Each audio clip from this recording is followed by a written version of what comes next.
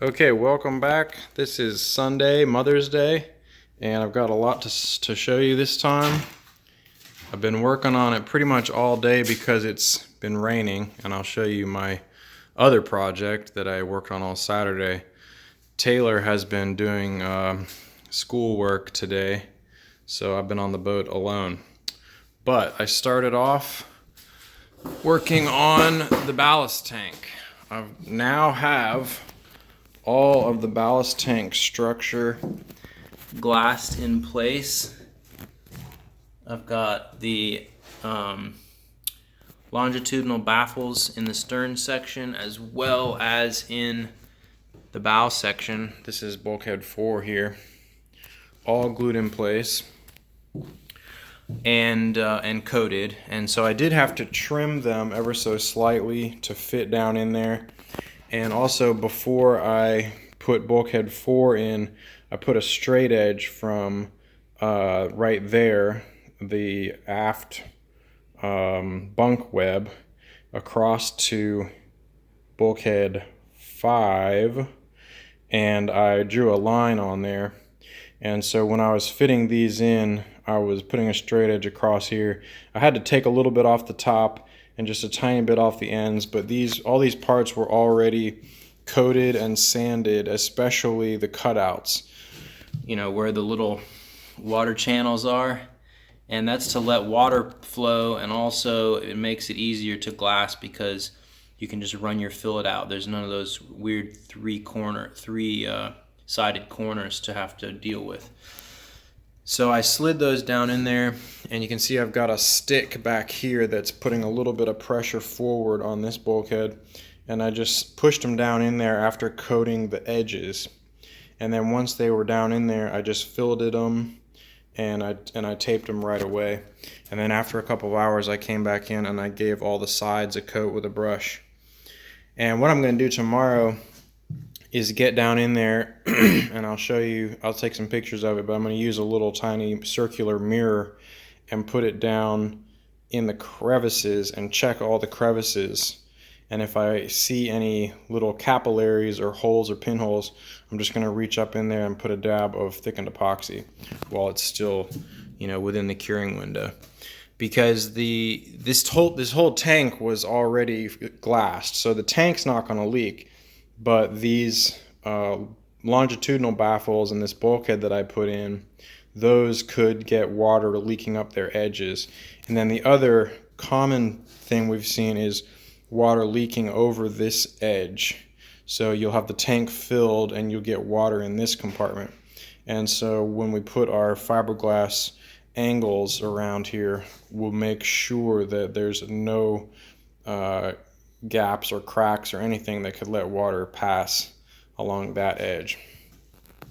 So after I did that, I had some epoxy left over, and you can see up there I got these cleats glued on the bulkhead number 1 and 2 for the forward locker. And I also went ahead and glued in the front of my battery box right there, and that clamp is just pulling it into straight a little bit. That panel had a little bow to it. And then the last thing I did was I went ahead and glued in bulkhead 3. I've just got a fillet on it right now, and I'll come back in a little while and I'm going to put the glass along these edges on the front and the back. So that's mostly what I got done, but the ballast tank took the longest time. And when I was doing this, I put this panel in first, and I did all the filleting and glassing on that panel, and then I did this one. It gave me a little bit more room. This one's harder because this gap is slightly smaller next to the trunk. The front was a lot easier because the baffles are shorter and I could reach it all, but I definitely wanted to do it before I put the battery box front and the bulkhead number 3 in place, because I could get right up against this piece here to do the glass work in there. So as far as the ballast tank goes, it's pretty much ready for, you know, an inspection, and then I'll put all my fiberglass cleating along all the top edges that's going to support the sole, and we'll get the sole dry fitted. And then in the back compartment here behind bulkhead 5, going towards the stern, where we would have bulkhead 6 with the cutout in it for the wet locker, that space is taken up by my outboard, and it's yet to be determined how that's going to work out. So that's why I have not installed the stern longitudinal bulkheads. And those are sitting somewhere, I'm not sure where at the moment, but I'll do a little tour of the boat here. You can see here's a shot of the starboard corner and the transom. Here is my outboard well. Currently, I'm still deciding if I'm going to modify it or just go with this. If I eventually get a Torqeedo electric motor, then I won't be worried about fumes, and if I don't, then I think I'm starting to agree with everyone that I need to cut out the transom. And I can't do that with the way I have it now because the rudder bolts are going to be right there. So still working on that. Here's this port side. There's the stern cockpit longitudinal baffles. So those go behind in here, and I haven't put those in yet because I'm still figuring out my outboard well. Here's a shot of my side stringer. I'm still doing the triangles, and I just screwed and glued that in place.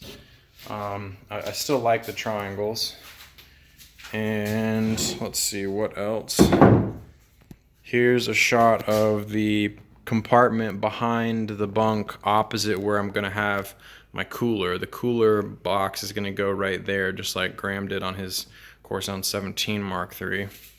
This space we're just going to access from inside the cabin. It's kind of hard to get to because you have to duck under bulkhead 3 to get back here, but we don't really want to put another cockpit hatch, and we'd rather have this be super dry storage.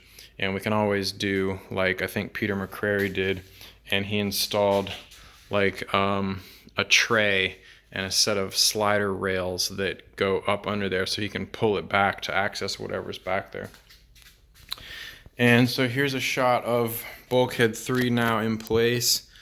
Bulkhead 3 I pre-coated and sanded, and the back side of it I just coated today.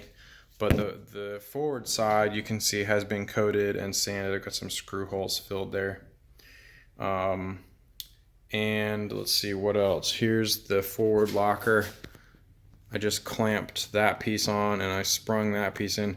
So in the manual, these pieces would have already been glued on, which is easier to do when it's not in the boat. And also with those pre-installed, those bulkheads are nice and straight and stiff when you go to unfold the hull, so it's better to have had these on already. The only thing is, unless you cut them short, which we show I think to do in the manual, it's a little trickier to glass the bulkhead in because you have to make the glass, a piece here and then another piece here, but that's not a big deal. Let's see what else. That's pretty much it. So yeah, I got the ballast tank pretty well squared away. The battery box, pretty happy with that. I have an idea for we want to make a piece that fills in the footwell, and I have an idea to make it so that it drops down into the sole, and then you can lift it up onto ledges so that it's always there in place, and you just lift it up and it locks in position.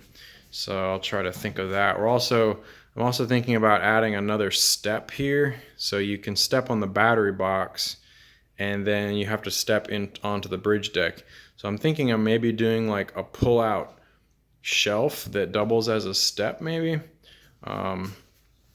Again, trying not to get too distracted with the side projects because of that just drags the build on. We want to get this stuff taken care of. So I'm trying to figure out the outboard well, get my cooler box done, and then move on, get the bottom of the boat done so we can start to think about getting the boat in the water. And then I had some extra glue going. So over here, I glued on one of the sets of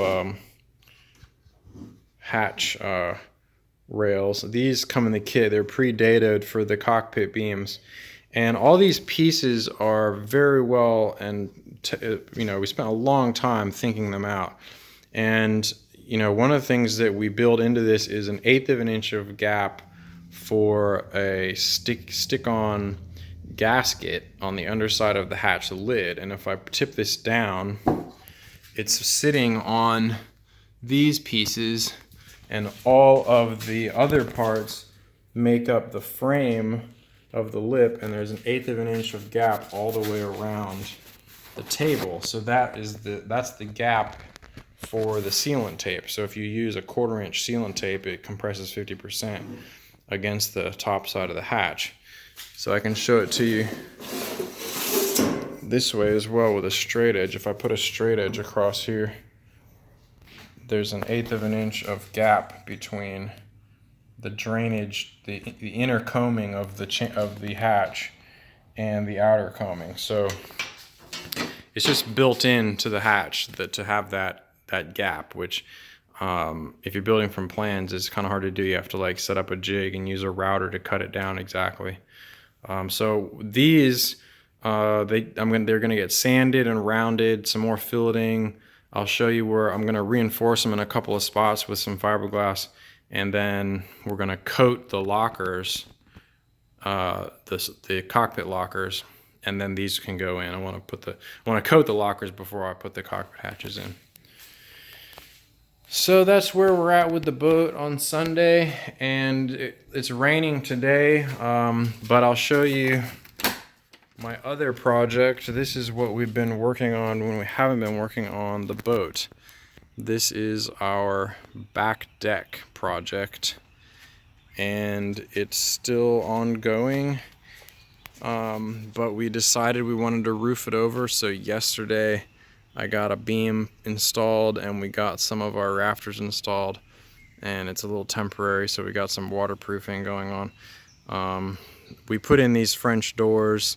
It's about a 3-foot drop off to the backyard here, and so this used to be double windows. We put in French doors, and we knew we always wanted a deck, so we've been doing the deck for maybe 4 months now. So hopefully that will get wrapped up, and we'll get back to the boat. So yeah, we will keep on working on it, and I'll try to upload some pictures, and I'll bring you back when we've got more to show you.